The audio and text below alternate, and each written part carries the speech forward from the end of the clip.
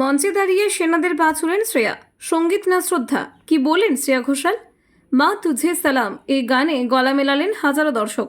বৈশরণে জঙ্গি হামলার পর পাকিস্তানের বিরুদ্ধে ক্ষোভে ফুঁসছে গোটা দেশ। সেই আবহে শ্রদ্ধা ও সম্মানের বার্তা দিলেন গায়িকা শ্রেয়া ঘোষাল। শনিবার মুম্বাইতে অনুষ্ঠিত হলো তার বহু প্রতীক্ষিত কনসার্ট।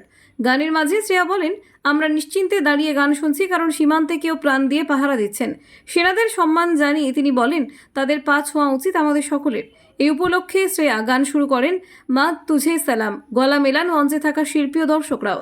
এই আবেগঘন মুহূর্তে কনসার্টে উপস্থিত হাজারো মানুষ মুগ্ধ হয়ে যান। শ্রেয়া ঘোষালের এমন সম্মান প্রদর্শন দেখে অনেকেই তাকে ধন্যবাদ জানাচ্ছেন সোশ্যাল মিডিয়ায়।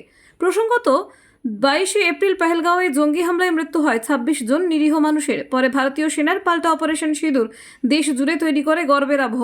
সেই পরিস্থিতিতে স্থগিত হয়েছিল শ্রেয়ার কনসার্ট, যা পরে হয় 24শে মে। সেই মঞ্চে দেশকে শ্রদ্ধা জানালেন বাংলার মেয়ে।